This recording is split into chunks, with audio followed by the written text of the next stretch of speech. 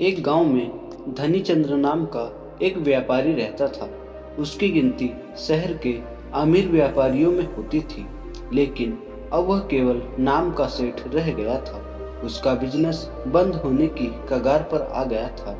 Business में हुए घाटे की वजह से उस पर लोगों का बहुत ज्यादा कर्जा पड़ गया था। उसके दिन अब गरीबों की तरह कट रहे थे और उसकी हालत का कारण उसका स्वभाव था। वह बहुत ही शांत स्वभाव वाला व्यक्ति था। वह दूसरों की बातों पर बहुत जल्दी यकीन कर लेता था, इसलिए उसे मूर्ख बनाना बहुत आसान था। चतुराई उसके अंदर थी ही नहीं।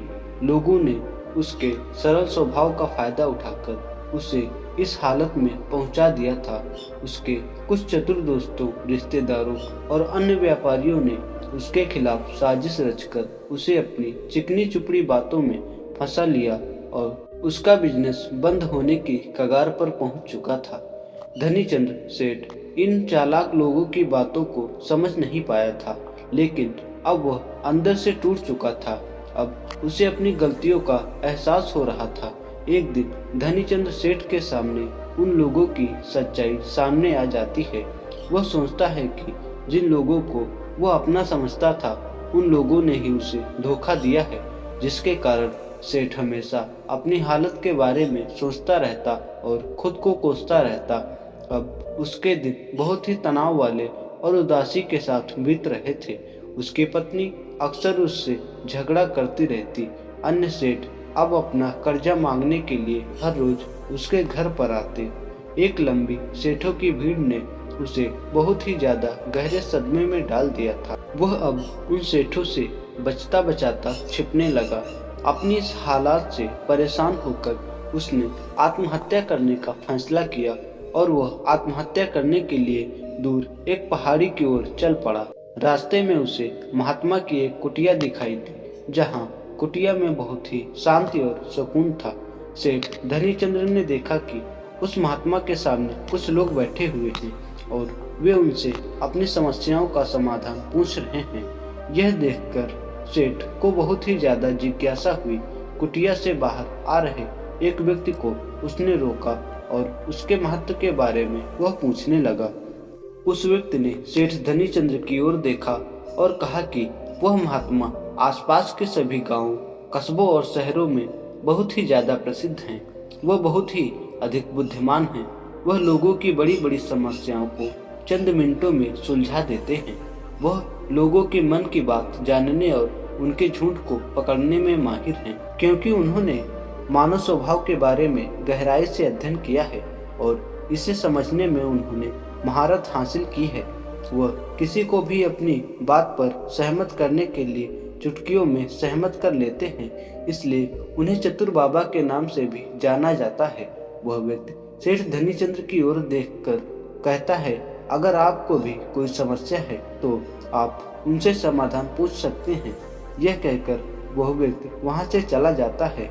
इसके बाद वह सेठ चुपचाप लोगों की भीड़ में बैठ गया और अपनी बारी आने का इंतजार करने लगा। भीड़ को खत्म होने में शाम हो गई। अब सेठ की बारी थी। उसने महात्मा को प्रणाम किया और दुखी मन से अपनी सारी घटना के बारे में बता दिया।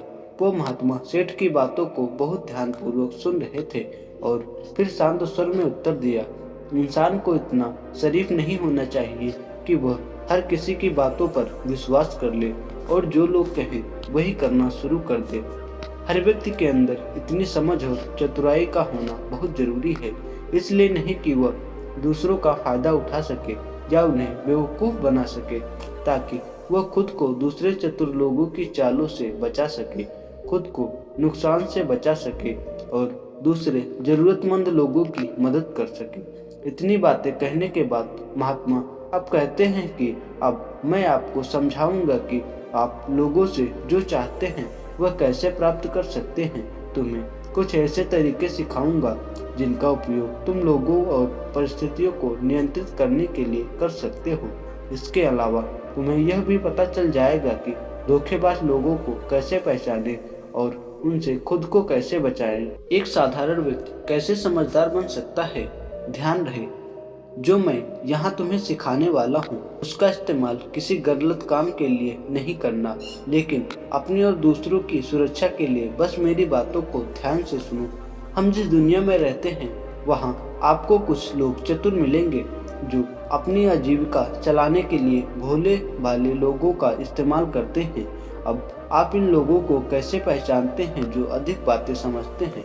आपको उन लोगों पर ध्यान देना चाहिए क्योंकि ये लोग विश्वास की कमी को पूरा करने के लिए बहुत सारे शब्दों का उपयोग करते हैं।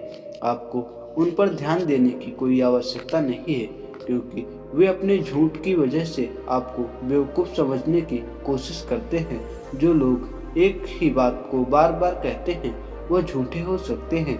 ऐसे लोगों के कई उदाहरण हैं ताकि आप उनकी चिकनी चुपड़ी बातों पर भरोसा कर सकें। जिस व्यक्ति से आप बात कर रहे हैं उसे जानने का असली तरीका यह है कि आपको वह जो कुछ भी कहते हैं उसे एक बार दोबारा अवश्य सुने।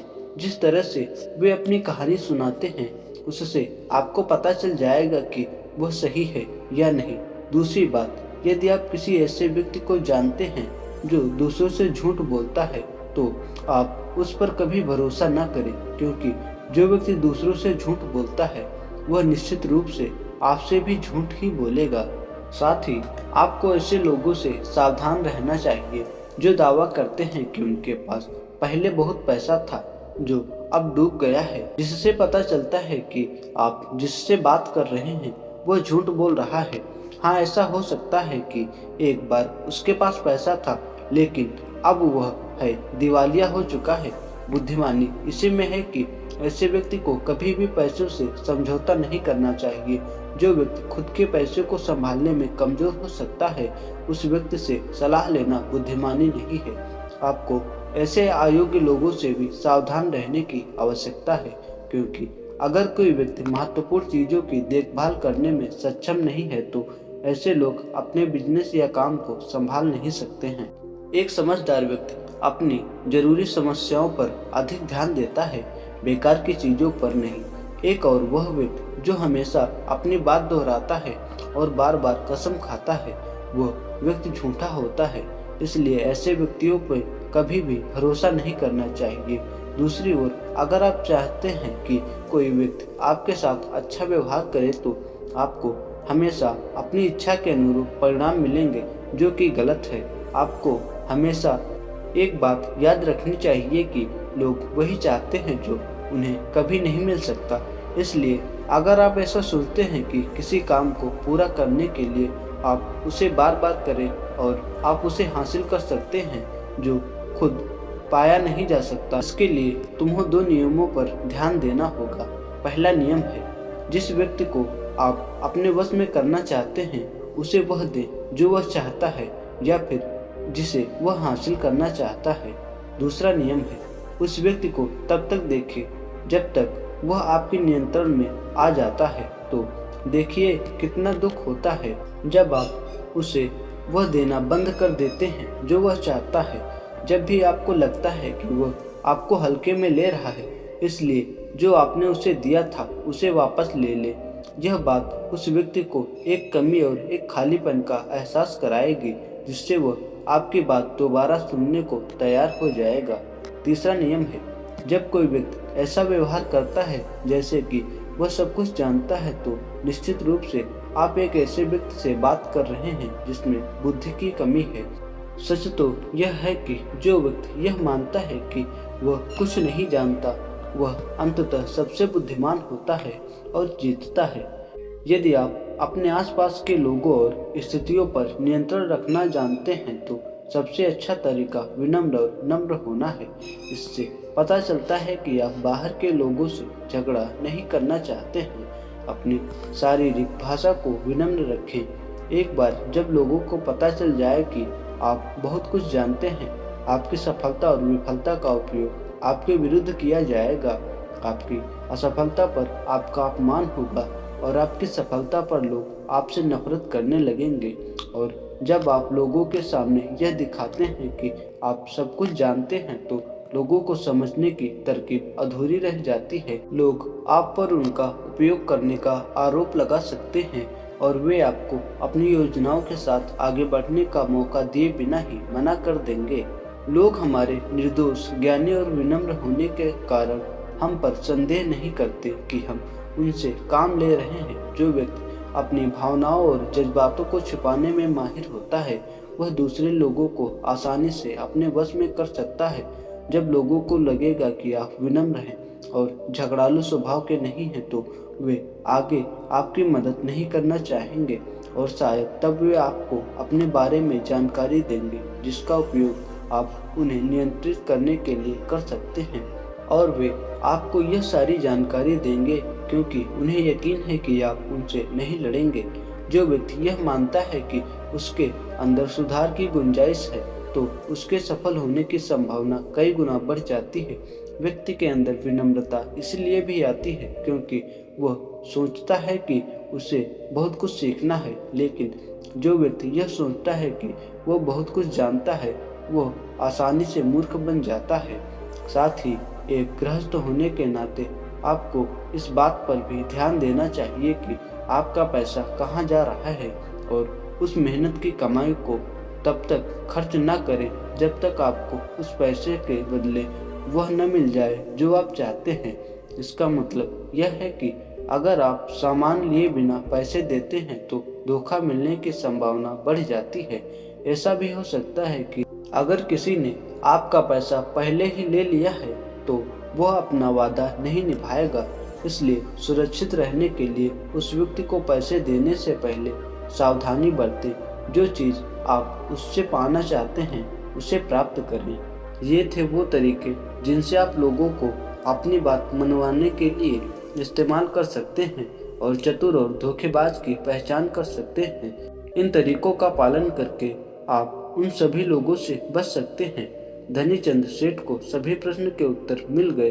उन्होंने महात्मा को उनके बहुमूल्य जानकारी के लिए धन्यवाद प्रकट किया और अपने घर वापस लौट आए। इसके बाद धनीचंद सेठ ने बहुत मेहनत की और इस कहानी में बताए गए नियमों का पालन किया। इसके बाद वह फिर से एक अच्छा व्यापारी बन गया। दोस्तों, उम्मीद करता हूँ कि इस कहानी से आपको बहुत कुछ सीखने को मिला होगा। धन्यवाद।